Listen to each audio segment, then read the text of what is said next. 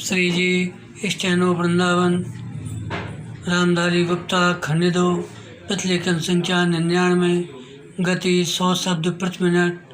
प्रारंभ करें। महोदय, भारत सरकार देश की आर्थिक स्थिति पर बराबर गौर करती रही है। विराम। मैंने संसद के अपने पिछले अभिभाषण में थोक दामों में थोड़ी कमी का उल्लेख किया था। विराम। कमी की ओर का यह झुकाव फरवरी और मार्च के महीनों में और जोर से बढ़ गया। विराम। कुछ अंश में यह सारे संसार में चीज़ों की कीमतों के पुनः समायोजन के कारण हुआ। विराम। जो कमी 1950 में ही शुरू हुई थी, वह कोरिया में युद्ध आरंभ हो जाने के कारण कुछ रुक सी गई थी। विराम। कोरिया विराम संधि की आशा की झलक से कीमतों के पुनः समायोजन की यह प्रक्रिया जोर पकड़ गई है। विराम। देश में अधिक उत्पादन होने से और उपभोक्ताओं द्वारा ऊंची कीमतों का अत्यधिक विरोध किए जाने से इस पुनः समायोजन के झुकाव को और भी बल मिला है। विराम। रुपये और साख संबंधी सरकारी नीति ने भी, जो मुद्रास्फीति रोकने के विचार से आरंभ की गई थी, दामों को गिराने में सहायता की है। विराम। जो लोग वाणिज्य और कारोबार में लगे हैं, वे और विशेषकर कपड़े और पटसन की बुनाई के कारोबार वाले मूल्यों में गिरावट आने से कुछ संकट में पड़ गए हैं। विराम। इससे हमारे निर्यात से जो आय होती है, उसमें भी कमी होने लग गई है। विराम।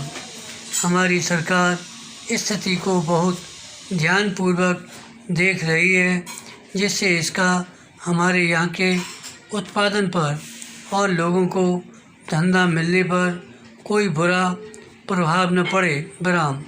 उसका विचार है मूल्यों को एक उचित स्तर पर ठहरा देने के लिए जो कार्रवाई आवश्यक होगी वह करेगी। विराम। इस बात की मुझे बड़ी प्रसन्नता है कि एक नया उत्पादन मंत्रालय स्थापित किया गया है। विराम। सरकार के कारखानों के उत्पादन का बड़ा महत्व है और इस काम के लिए एक नए मंत्रालय की स्थापना किए जाने से स्पष्ट है कि इस ओर विशेष ध्यान दिया जाएगा। पहला, सरकार ने पिछले वर्ष संसद को आश्वासन दिया था कि समाचार पत्रों संबंधी विविध प्रश्नों पर विचार करने के लिए एक पत्र आयोग नियुक्त किया जाएगा। विराम। आशा है कि सरकार निकट भविष्य में ही ऐसा आयोग नियुक्त करेगी। विराम। ऐसा सोचा गया है कि संसद के सामने समाचार पत्र कानून जांच समिति की सिफारिशों से उद्भूत एक विधेयक उपस्थित किया जाए। संसद का यह सत्र विशेष रूप से बजट का काम करेगा और दूसरे प्रकार के कानून बनाने के लिए शायद बहुत समय नहीं मिलेगा। विराम। 1952-53 के वित्तीय वर्ष के लिए भारत सरकार की आय व्यय का अनुमान पत्र पेश किया जाएगा और लोकसभा के सदस्यों को खर्च की मांगों पर विचार करके उनको पारित करना होगा। विराम। अंतरकालीन संसद के अंतिम सत्र के बाद सौराष्ट्र पोर्ट डेवलपमेंट लेवी का निरसन करने के लिए एक अध्यादेश जारी करना आवश्यक हो गया था। विराम।